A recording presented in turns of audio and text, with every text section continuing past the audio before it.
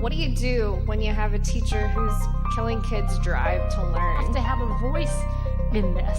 There are too many kids who are not getting the education they deserve. How do you suggest that we change? The most important policy that we can have is to ensure that we have accountability. Please give a warm Chattanooga welcome to Michelle Rhee. Thank you very much. It is an absolute pleasure for me to be here today. A lot of what I'm going to be talking about today, which was my experience being the chancellor of the school district in Washington, D.C.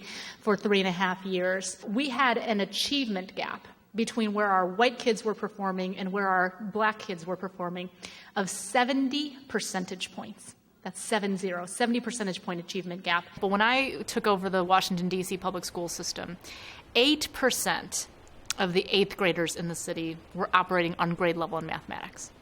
8%, which means that 92% of our kids did not have the skills and knowledge necessary to be productive members of society.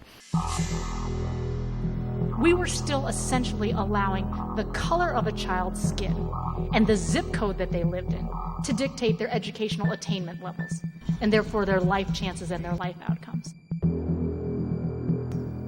That is the most un-American thing I can imagine.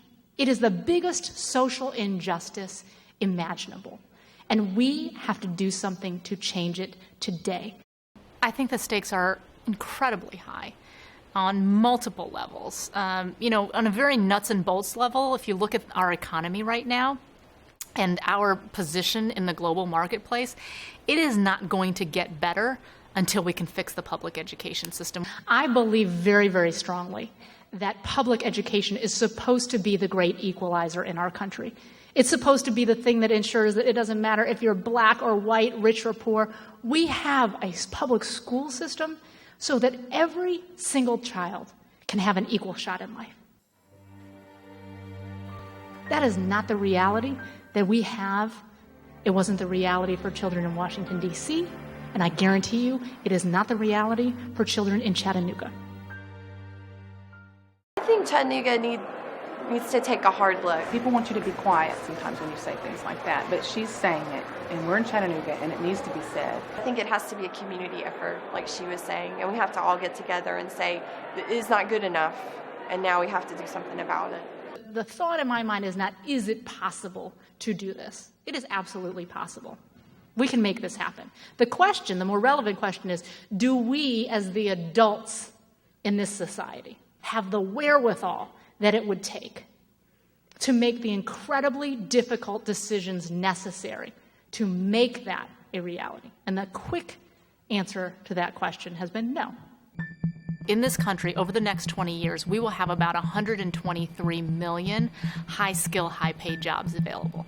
But at the rate we're going right now, American kids will only be able to fill 50 million of those jobs, which means about 75 million of them will have to be outsourced to kids in India and China and Korea, where the kids are gaining the skills that they need. I think for most American families, knowing that is terrifying. People, you can say whatever you want, but the real work happens in the classroom. And nothing will change until we ensure that we are supporting our teachers to do the incredibly hard work every day.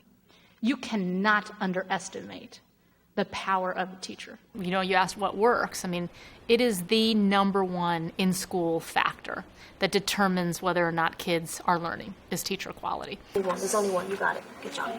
If you look at the data, there's very compelling research that shows that if poor and minority kids have 3 highly effective teachers in a row versus 3 ineffective teachers in a row, it can literally change their life trajectory.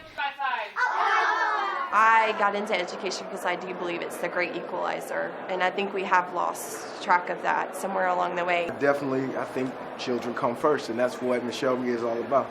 Teachers do play such a critical role. We're in there every day with them, and we see what needs to happen to have that learning continue. There have been a lot of good conversations that have been going on in the city around how to evaluate teachers in a fair and transparent way, but also to tie that evaluation to student growth and performance. That's incredibly important. We have to shift the decision making and begin to develop policies that put children first. Because when you do that, it actually makes you see things in a wildly different light. You have to have a system of accountability, and we have to stop spending money on things that don't produce any outcomes for kids, and instead reprioritize that money and repurpose that money towards the things that we know are really going to have an impact in the classroom. This is a national problem. The only way that we're going to fix things in this country is to do right by our children, first and foremost, and make sure, and everybody in this room plays a role in this. It is your responsibility as citizens of this city to ensure that you fix the public schools and you give every single child in this city, regardless of where they live and who their parents are, the opportunity to live the American dream by getting an excellent education. Thank you.